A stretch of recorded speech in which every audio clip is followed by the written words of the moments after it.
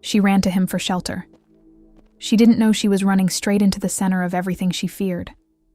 By the time she learned his real name, she had already made promises with her eyes that her pride refused to speak aloud. This is a story about the cost of assumptions, the danger of desire, and the kind of protection that asks everything of you in return.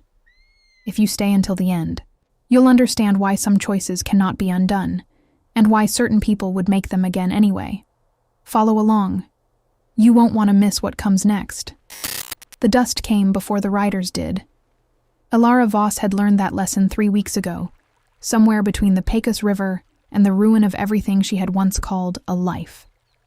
Dust first, then hoofbeats, then men who believed that a woman alone was an invitation written in open air. She pressed herself into the shadow of the canyon wall and counted the plumes rising on the western ridge. 4, maybe 5, moving fast and without any pretense of subtlety, which meant they either didn't care who saw them or they were certain no one would be left alive to report it. Both options arrived at the same conclusion. She ran. Her boots had been good once. Hand-stitched calfskin her husband had ordered from Santa Fe, back when there was still a husband and a reason to care about such things. Now the left sole was cracked and let in the red grit of the canyon floor with every stride. She didn't slow down to mourn them. She ran east along the base of the cliff face, keeping her breath controlled, because panic was a sound and sound carried in dry country. She had been beautiful once, people told her, as though beauty were a season that passed. She was still beautiful now, in the way that a fire is beautiful. Consuming, present, difficult to look away from. Her hair, the dark auburn of old copper left in rain, had come half loose from its braid and streamed behind her. Her eyes were the complicated gray-green of river shallows, and they were scanning the canyon wall ahead, with the focused desperation of a woman who understood exactly how much trouble she was in. She had no horse. She had no plan. She had a witness account of a murder that the wrong people very much wanted to disappear. Her husband was dead. The men following her had made him dead. That was the simple version. The complicated version involved land deeds and a water rights dispute, and a cattle baron named Pritchard, who collected enemies the way other men collected debts, methodically, with interest. Elara had witnessed the killing, and said so to the territorial marshal, who had written it down. The paper had disappeared. The marshal had disappeared shortly after. That told her everything she needed to know about the reach of Harlan Pritchard's influence. The canyon narrowed ahead. The walls pressed close, and the shadows deepened. She pushed through, scraped her shoulder on sandstone, and emerged into a small bowl of land the canyon had been keeping secret. She stopped. There was a structure here, not a settler's cabin, nothing so organized or optimistic. It was built from the canyon itself, rough stone stacked with deliberate precision, the walls low and thick, the roof made from stripped juniper poles packed with dried earth. It sat against the eastern wall as though it had grown there, or as though someone had studied the land long enough to understand where a structure belonged. A fire had burned recently outside. Tools she didn't recognize hung from a pole. Someone lived here. Behind her, the hoofbeats reached the canyon entrance. She crossed the open ground in 10 strides and hit the low doorway at a crouch, spilling herself inside before she had time to think about whether this was wise. The interior was dim. It took her eyes 3 seconds to adjust. When they did, she saw him. He was seated cross-legged on a woven mat near the far wall, and he was watching her with an expression of such complete and unhurried calm that for a moment she thought she had imagined him. He was enormous, not in the exaggerated way of men who lift heavy things for vanity's sake, but in the way of something built for actual use. His shoulders were broad enough to block the narrow window behind him, and the muscles of his arms and chest were visible beneath a simple hide vest, defined and dense and entirely still. His skin was the deep, warm brown of sun-cured earth. His hair was long and black, falling past his shoulders, bound with strips of red-dyed leather worked into patterns she didn't recognize. At his left temple, 3 small hawk feathers had been secured with sinew, positioned with obvious intention. His face was angular and severe, strong jaw, dark eyes beneath heavy brows, a mouth that had not moved since she entered. He held a knife in his right hand. He had been working on something, a piece of wood, half-shaped, and he had not put the knife down when she crashed through his door. He looked at her the way a mountain looks at weather. "They're coming," she said. The words came out in a single expelled breath. "Please, can I need to be hidden. There are riders. They've been following me for 3 days and I have nowhere." He said nothing. Outside, the hoofbeats grew louder, voices calling to each other in the flat, efficient way of people conducting a search. "Please," she said again. The word cost her something. Elara Voss was not a woman who pleased easily. That single syllable felt like setting down something heavy she had been carrying for years. "I am asking you." He looked at her for another long moment. Then he rose. He was taller than she had estimated from across the room. Standing, he filled the space with a physical presence that was neither aggressive nor comfortable, simply factual, the way the canyon walls were factual. He crossed to the doorway in 4 unhurried strides, and she pressed against the wall to give him room, which she had not expected to do. He stepped outside. She stayed inside. She heard him speak, a few words in a language she didn't know, in a voice that was lower than the rider's, and somehow carried further. Then silence, then hooves shifting, then hoofbeats moving away. He came back and resumed his seat on the mat, picked up the knife, looked at the wood. Elara let out a breath that had been compressed near the base of her sternum for several minutes. Her knees were doing something unreliable. "What did you say to them?" she asked. He worked the knife along the grain of the wood. "That there was no woman here." "They believed you." He didn't answer. The answer was self-evident. "Who are you?" she asked. He looked up then, not with surprise, but with a quality of attention that felt like being measured. His dark eyes moved across her face with the same deliberate patience he had given the wood. "Chado," he said. It was not the whole answer. She understood this instinctively, the way you understand that a river's surface is not the river. "Elara," she said. "Elara Voss." He returned to the wood. She slid down the wall until she was sitting on the packed earth floor, her back against cool stone, her legs stretched in front of her because they had earned the right to stop working. The structure was simple and orderly. Everything in it had a place and had been placed there with intention. Dried plants hung from the ceiling poles. A clay vessel sat near the hearth. The woven mat he sat on was complex in its pattern, the kind of work that took time and knowledge. "Are you alone here?" she asked. "For now," he said. 2 words that carried weight she didn't yet fully understand. She filed them away. "The men following me," she said. "They work for Harlan Pritchard. Do you know that name?" A pause, barely perceptible. "Yes," he said. Something shifted in the room. Not visibly. He hadn't moved, but in the quality of the air between them. She thought about asking more. She decided against it. She was in this man's home, in Apache territory, with Pritchard's men somewhere in the canyon, and she did not yet know enough about any of the variables to navigate them well. She knew her own limits. When she woke, she hadn't meant to sleep. The light through the window had shifted to the amber of late afternoon. He was gone from the mat. The fire outside was burning, and she could smell something cooking. She went outside. He was crouched by the fire, tending a clay pot in the coals. He didn't look up when she appeared, but she had the distinct sense he had known she was coming before she reached the doorway. The canyon bowl was all gold and shadow. Above, the sky was the particular blue of high desert evenings, so saturated it looked painted. She stood near him without speaking. After a moment, he handed her a clay cup. Water, cool, tasting faintly of the earth vessel. She drank it and watched a hawk until it disappeared over the rim. Chato, she said. Is that a name or a title? He was quiet long enough that she thought he wouldn't answer. Among my people, he said finally, there is no difference. The fire popped softly. The hawk didn't return. She understood then, in the incomplete way that understanding comes at the edge of things, that she had not run into someone's shelter.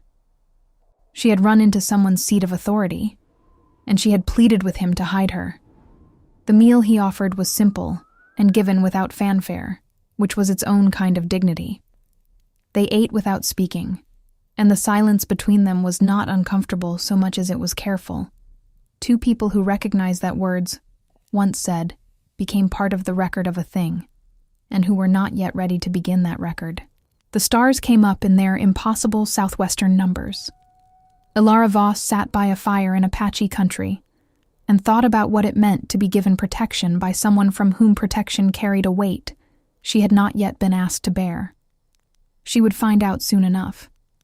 She stayed 3 days. The first day was necessity. Her body had run its reserves to the edge of function, and no amount of pride could override the simple demand for rest and food.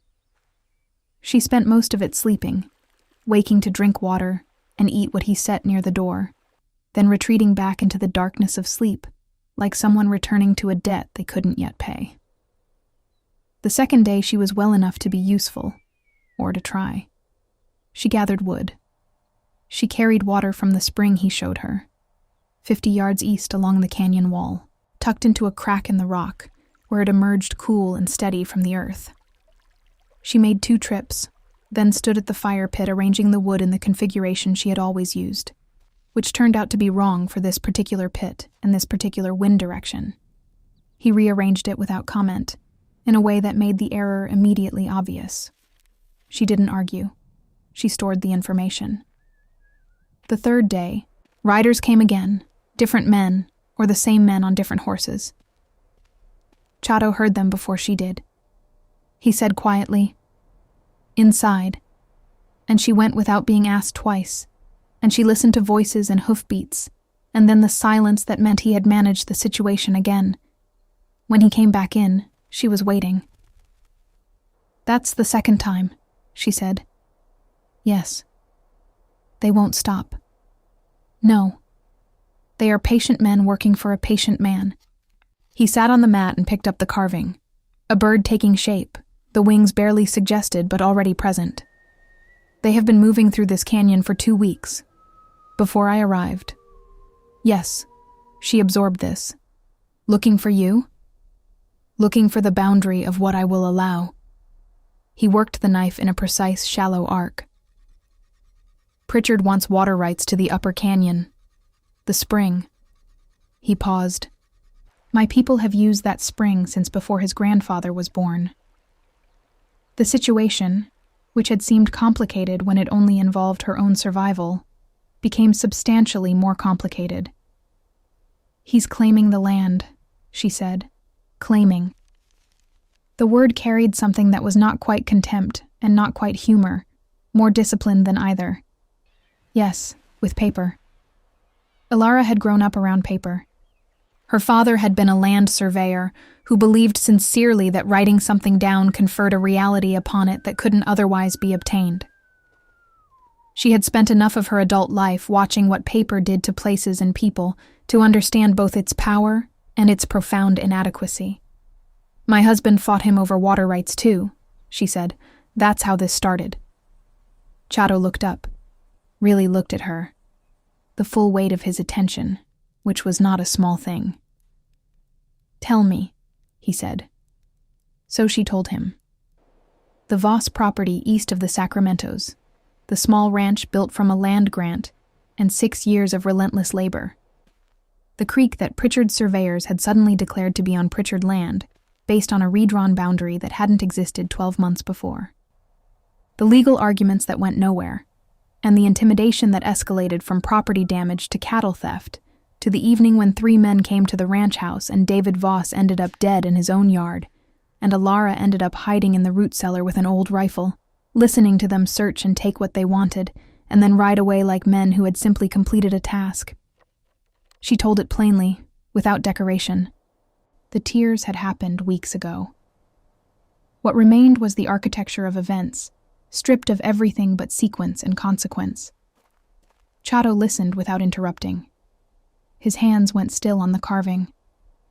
When she finished, the fire outside had burned low. "I saw the man who gave the order," she said. "That's why they're following me. I can identify who directed the killing, not just who did it." Pritchard can't have that spoken in front of anyone official. "The marshal," Chato said. "Not a question. Gone. Or bought. There is a federal agent who has been investigating Pritchard's land acquisitions," he said slowly. "He came to my people 2 months ago, asked questions about the water rights in this canyon." A pause. "I did not trust him then. I trust him less now. He has since taken money from the territorial governor's office. The governor's office has since received a significant donation from Pritchard's land company. The web was exactly as tangled as she had feared. So there's no official recourse," she said. "Not through anyone currently in office, no." She sat with this. The realization that had been forming for 3 days completed itself. She had not found a hiding place. She had found the only other person in this territory with as much reason to want Pritchard stopped, and who had resources and knowledge she didn't, and who had kept those riders away twice through means she didn't fully understand. The question was, what any alliance between them would actually look like. "You could let me go," she said. "You've protected me twice. You owe me nothing more. I could take the south route through the canyon. Try to reach Mesilla." "The south route is watched," he said. "I could try the ridge path." 2 men camped at the top of the eastern ridge since yesterday morning. He said it without inflection. "You would not reach the top." She breathed. "You've been watching all of this." "This is my territory," he said simply. "I watch everything in it." She looked at him across the firelit space and felt the full weight of where she was. Not just in his home, in his range, under his authority. A woman who had been running for 3 days had run directly into the geographic heart of someone else's power, and that person had chosen, for reasons he hadn't fully explained, to extend protection rather than send her on. She needed to understand why. "Why did you help me?" she asked. "The first time, when I came through the door." He considered this for a long time. The carved bird sat in his palm, and he looked at it rather than at her. "You said please," he said finally. She almost laughed. The sound that came out wasn't quite a laugh, more the escape of something pressurized. "That's all?" "You said please like it cost you something," he repeated. People who ask because they feel entitled do not sound like that. People who ask because they are simply desperate also do not sound like that. He looked up. "You asked because you had decided that your need was larger than your pride. That is a different thing." She held his gaze. The gray-green of her eyes in the firelight had gone darker. "And now?" she asked. "Why are you still helping?" "Because Pritchard's men were in my canyon before you arrived," he said. "And because what you carry, what you witnessed, is something that could be used, not through the marshal, not through the governor's men, but there are people who would listen." He set the carving down. "A journalist from the Eastern papers has been in the territory for a month. A photographer. They are documenting the land seizures. They came to me also." He paused. "I have been waiting for the right piece. A witness with enough detail to make the story impossible to dismiss," she said. "Yes. And I walked through your door." "You ran," he said, "but yes." She was quiet for a while, and he let her be quiet. "If I speak to these journalists, it puts me in the open," she said. "Pritchard will know where I am." Yes, he said. And your people? If it comes out that you sheltered me. There is already a reason for Pritchard to want us removed from this canyon, he said. You do not add significantly to that reason. The journalists, she said. When can I meet them? 3 days. They are coming to speak with me about the spring. I'll stay. Something changed in his face, so subtle she might have imagined it. The very slight easing of a calculation resolved. She noticed she had been hoping he would look like that. The waiting days were harder than the running days. She worked where she could find work, learned the canyon by moving through it. The spring. The watched south entrance.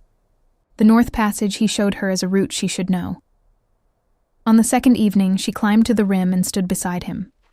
He was reading the landscape below with the focused stillness of someone who was seeing rather than simply looking. Far to the southwest, a dark block against the basin floor. Pritchard's?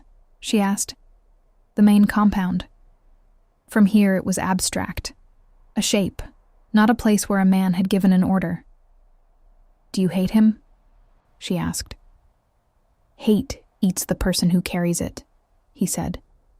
I have watched men eat themselves with it. I choose not to. But I want him to lose what he is taking. I want that very much. She understood the distinction. It was finer than she had managed in the past weeks. I want that too, she said. They stood until the light failed. When the wind lifted her hair across her face and she pushed it back, she found he was watching her. He looked away directly, back to the mountains. She was not foolish enough to pretend she hadn't felt it, and not ready to do anything about it. Information. Filed. The journalists arrived at midday on the third day.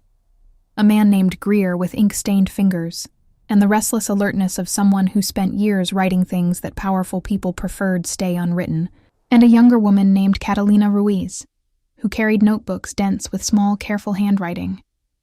The meeting happened in the shade of the canyon wall. Elara spoke for 2 hours. She had thought it would be difficult, the exposure of what she had seen and what had been done. Instead, it felt like setting down the weight and finally being able to look at her hands. Greer wrote steadily, pressing on specific details, names, times, exact words. Catalina Ruiz drew a map and had Elara mark positions. The precision of it was oddly comforting. This was what testimony was supposed to look like. When it was finished, Greer closed his notebook. This will run in the New York papers. With your name. It cannot run without your name. That's what makes it matter. I know, she said. Pritchard will know where to find you. He already knows approximately where to find me. Once it's in print, it's too late to silence the information by silencing me. That evening, after the journalist had gone, she sat by the fire and felt the specific exhaustion of having done something irreversible. The story was out of her hands now, moving toward printing presses and telegraph lines and reading rooms in cities she had never visited. Chato came and sat beside her, not across, beside her. The fire had died to coals. The canyon walls rose into stars. It's done, she said. The telling is done, he said. What happens next is not finished. No, she agreed, but something shifted today. She could feel the warmth of him beside her, and was aware of it the way she was aware of the dying fire, a source of heat at the correct distance. He stayed where he was until the coals went dark and the stars wheeled over the rim, and she thought, this sitting together in the dark is also part of the record now. She did not know yet what it would cost. The paper ran on a Thursday. Elara knew it had run because of what happened the following Monday. 6 men came to the canyon in broad daylight, making no pretense of search. They came with purpose and noise, and the purpose was her. They did not find her alone. Chado's people had been positioned in the canyon since before dawn. She hadn't known this until she woke and found everything subtly different. Figures at the rim, 2 men at the south entrance, the quiet reorganization of a community that had decided, collectively, how to meet what was coming. She looked at Chato when she understood what she was seeing. He had been checking the edge of his knife with his thumb, unhurried. "You knew," she said. "I knew they would come soon. Today was a reasonable estimate." He glanced at her. "You slept better not knowing. And there was nothing you could do that would be more useful than sleep." She wanted to argue. She decided he was simply correct. When the 6 riders arrived, they found not an empty canyon with one woman hiding in it, but a canyon full of people who looked at Pritchard's men with the patient regard of those standing on their own ground and knowing it. Elara stood near the stone structure, visible, not hidden. Running was no longer the right tool. She had spoken. The speaking was in print. What remained was to stand in what she had said. The lead rider, she didn't know his name, only the self-assurance of a man who had never been refused, looked from her to Chado, and then at the canyon around him. "The woman comes with us," he said, "peaceable or otherwise." "No," Chato said. "Just the word. No threat. No posturing. The negation of a man who speaks facts." The rider looked at him, then at the rim, then at the men behind him.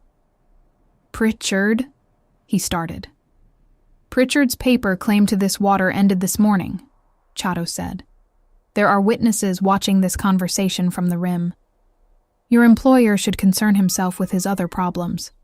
He has them in significant quantity now." The rider's jaw worked.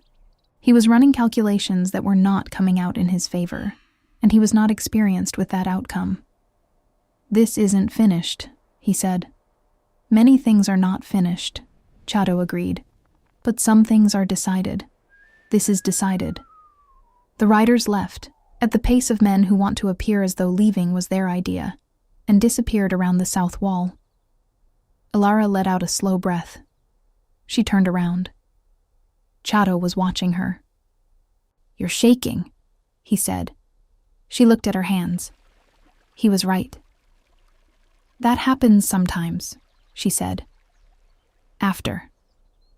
He crossed the space between them and put his hand on her shoulder, not with pressure, not to steady her, simply the placement of warmth against a moment that had cost something. "Thank you," she said.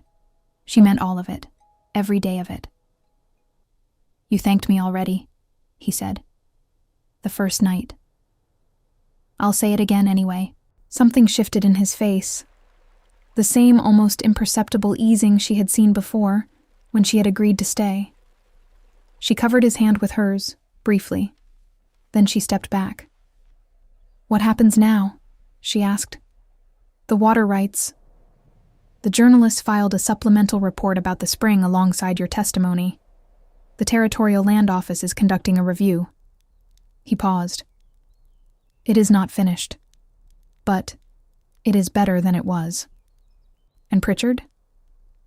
"Is managing several problems at once," Chato said. "A man who overreaches eventually runs out of hands." She almost smiled.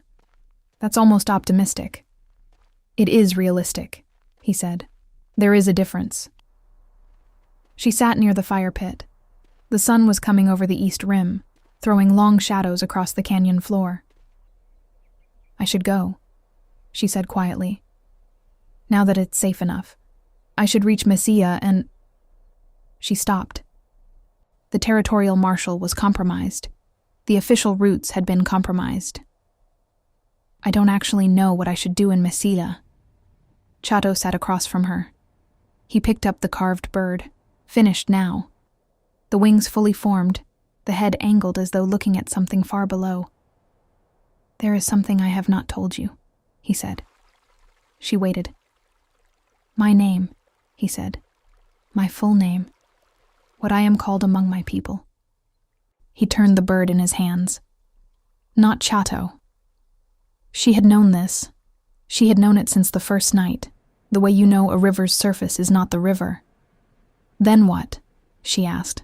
He looked at her directly. "Nana's line," he said.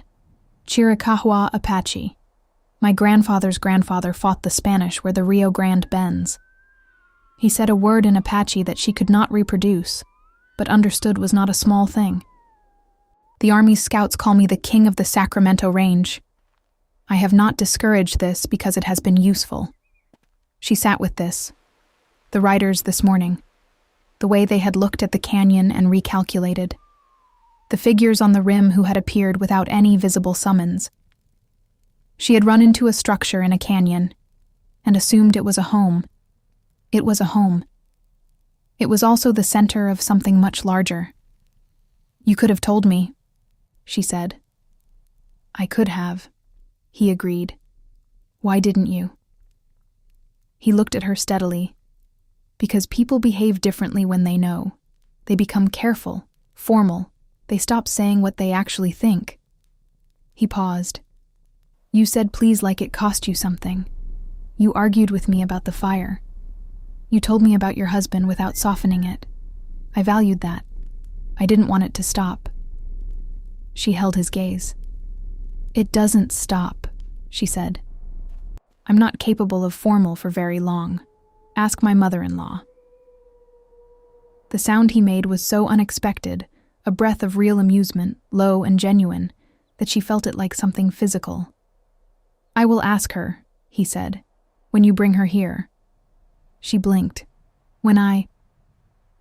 Stay, he said, simply. Not because you have nowhere to go, because this is where the work is. The land review will take time. Pritchard will not be quiet. The journalist will need someone who can speak to both sides of what is happening here. He set the bird down between them.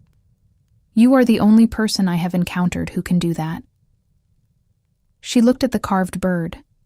Its wings were lifted, just slightly, as though it had not yet decided whether to stay or go. He was framing this as practical, because he was a man who did not say more than he was ready to say. She was a woman who valued honesty, and she had been sitting across from someone honest for 2 weeks, and had found it more nourishing than anything else she had tried in a long time. I'll need somewhere to sleep that isn't your floor, she said. There is a second structure to the north. It needs work. I would help. She met his eyes. Just the work? He held her gaze without evasion. In his face there was the same measured patience that had always been there. But beneath it, visible now, was something warmer and less patient. Something that had been deciding at its own pace whether the moment was right. To begin with, he said. Yes. She reached across and picked up the carved bird, turned it in her hands. The wood was smooth, the wings perfectly balanced. It had been made here in this canyon during the same days she had been here, in her company, even if not for her specifically. She set it back down between them. Then let's begin, she said. She did not go to Mesilla that day. She went to look at the second structure instead, with Chato walking beside her, cataloging what needed doing with the same systematic attention she had always brought to problems. He answered her questions with characteristic precision and offered observations she hadn't thought to ask for, which were always useful. In the afternoon, they began. There was a moment, late in that first working day, when they were both at the same wall, her fitting one stone while he assessed the next course, and their hands were close on the same surface, and neither of them moved away. The sun was at a low angle, the canyon all amber and long shadow. She looked up. He was already looking at her. Elara, he said. Just her name. The way he named the spring. Yes, she said, because it seemed to cover whatever he had meant to say, and everything she had meant to say, and because sometimes the right word is the smallest one. He covered her hand with his, briefly. She turned her hand and held his, and they stood at the half-built wall in the canyon light, and were still together in the way of people who have found something true, and are not ready to stop feeling the fact of it. Then she let go, and went back to fitting the stone, and he went back to assessing the wall. and the canyon held both of them in its cupped stone hands, and the spring ran east of them, steady and quiet, the way it had since before any paper said who owned what. That evening, she ate at his fire. The week after, she ate there again. The lawyer from Mesilla arrived at the end of the month, a small, precise woman named Eugenia Torres, who spread documents on the flat stone they used as a table and began without ceremony. Greer's article had prompted congressional inquiries into Pritchard's land operations, which had prompted Pritchard to redirect his energy toward lawyers rather than riders. The canyon was quiet, in a way it hadn't been for a year. Pritchard did not disappear. Men like Pritchard never simply disappeared. But he had lost the narrative, which was the thing he had been trying to prevent from the beginning, and the narrative was now too widely distributed for any single silence to contain it. It was not a simple victory. It was contested, ongoing, and imperfect. It would require constant attention and would require more. She understood this. She had always understood this. 3 months after she had run through a low doorway into a dim stone room and found a man sitting with a knife and an expression of complete calm, she woke in the second structure, repaired now, the walls solid, and heard the spring and the birds and the silence of the canyon before its day began. She lay still for a moment, taking inventory. Work she believed in. A community that had assessed her presence and found it acceptable. A lawyer who communicated twice a week by telegraph. A carved bird on the windowsill, wings perpetually lifted. A man who said her name the way he named the spring. She got up and went to his fire.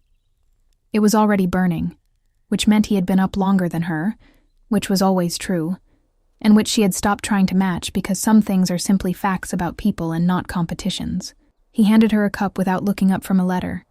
She sat across from him and drank the coffee and read her own correspondence, which had begun arriving regularly from people who had read the articles and wanted to know how she had managed. When Chato set down his letter and looked at her, the morning was fully arrived, the canyon walls warming from gold to white. "Eugenia says the review will come in our favor," he said. "She is not certain, but she says likely." "Good," she said. "It took longer than I hoped." "Most things do," she said. He nodded slowly. "Are you staying?" he asked. Not about today, about the season of her life she had entered when she had said, "Let's begin." Whether this was settled, or whether she was still holding part of herself at the distance of someone who had not yet fully unpacked. She put down her letter and looked at him across the fire she now knew how to set correctly, the exact configuration for this pit and this wind. And she said, "I'm staying." His expression did what it did, the very slight easing, and then she saw something else move through it. Something unguarded and warm and entirely genuine, present for just a moment before he replaced it with the calm that was his habitual surface. She had learned to read that surface like the canyon walls. What they showed was real. What they held was held for longer. "Good," he said. It was not a small word, the way he said it. She picked up her letter again. He picked up his. The spring ran east of them. The canyon held them. The day went on, complicated and unfinished and full of work. It was enough. It was, in fact, quite a lot. She ran from one man's violence and ran straight into another man's gravity. She asked for shelter and received something she hadn't known to ask for. He offered protection and found he was the one who had been given something he didn't know he needed. These are not the stories we usually tell about the American West. The stories we usually tell have clear villains, clean victories, heroes who ride in on schedule. This one has a corrupt marshal and a complicit governor. A land baron who loses the narrative, but not his instinct. Two people who approach each other across a wide distance of difference and decide, slowly, that honesty is worth more than safety. The question I want to leave you with is not about them. It is about the moment she said please like it cost her something. We all carry pride that has calcified around genuine need. We all have doors we have not yet knocked on because the asking feels like surrender. She knocked. He listened. Neither of them came out of it unchanged. What would you have done in her position? Would you have knocked on that door? Tell me in the comments. Not the answer that sounds best, the true one. And if this story found something real in you, share it with someone who needs it. Stories about dignity and justice, and the complicated work of trusting someone across a real distance of difference. Those are the ones worth passing forward.